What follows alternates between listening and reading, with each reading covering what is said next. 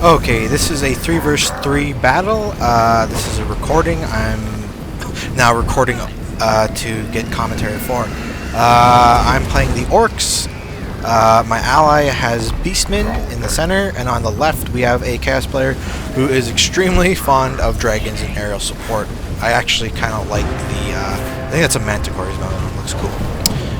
Over here, on the left flank that my opponent will be fighting, it will be elves.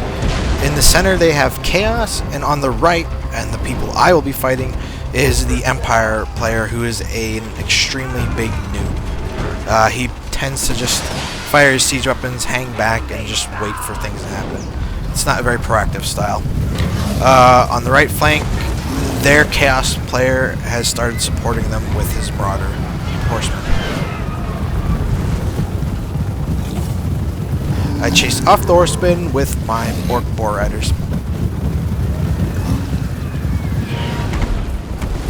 Here's my Ragnarok Spider. I've also brought a few Goblin Archer units.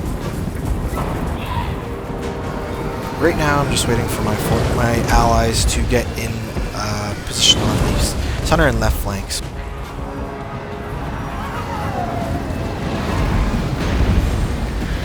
Our Beastman is doing what most Beastman players do and rushing the Elf players, which is probably a pretty good idea. Over here, behind the enemy lines, our Chaos player is chasing their cavalry with his dragons. He can't quite catch them because they're just a little too fast.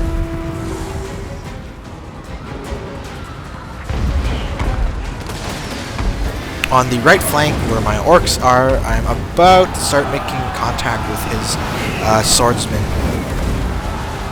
The swordsmen will probably lose to the orc iron jaws, and I sent my spider into the fray, and it's just decimating the swordsman. Over here, hiding behind a tree, supporting them, is an orc night goblin shaman. I like how he's kind of hiding behind this tree here. He's buffing my forces and giving the opponent penalties, like making them really itchy. I was just deciding where I wanted to cast a spell, and there we go.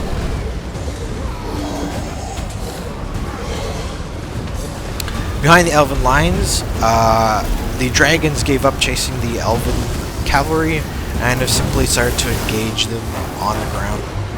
Smart move, in my opinion.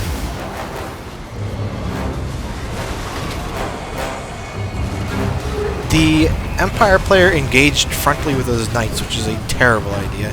They should engage from the back. He also made the mistake of keeping his steam tank too far back.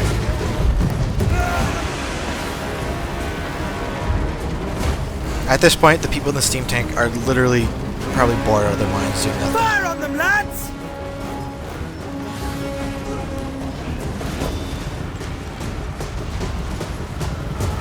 The Empire line is quickly collapsing, and while his attention is being kept on the front lines, I'm sneaking around him on the right side. I brought a lot of Orc Boar Rider cavalry. I really wanted to have an advantage and bring those morale penalties in from getting the flanks.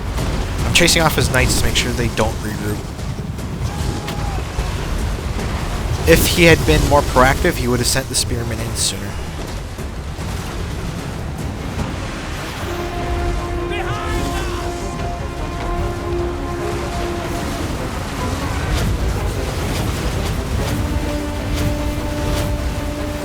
Yeah, their line is completely collapsing at this point.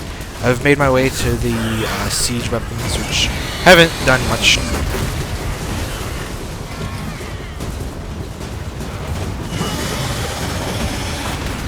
Normally, Goblin Archers are pretty disposable units, but he has not managed to destroy any of them, which is pretty unusual.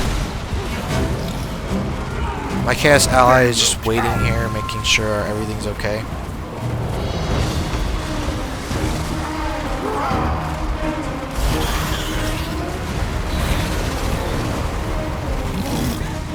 The only unit the Empire player has left is the steam tank, which is going to make a break for the trees over there.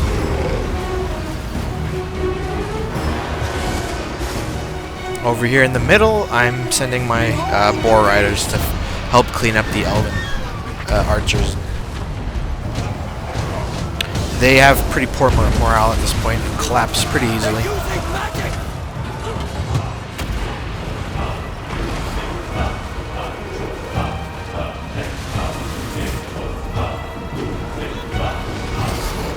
Yeah, the elves are already retreating.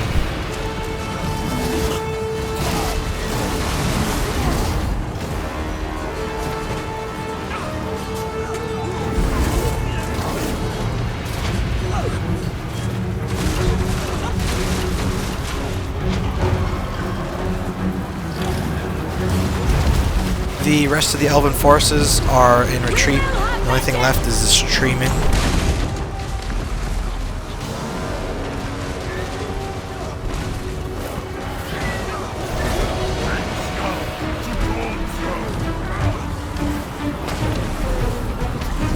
There's nothing left of the enemy chaos forces. They're completely destroyed by my two allies.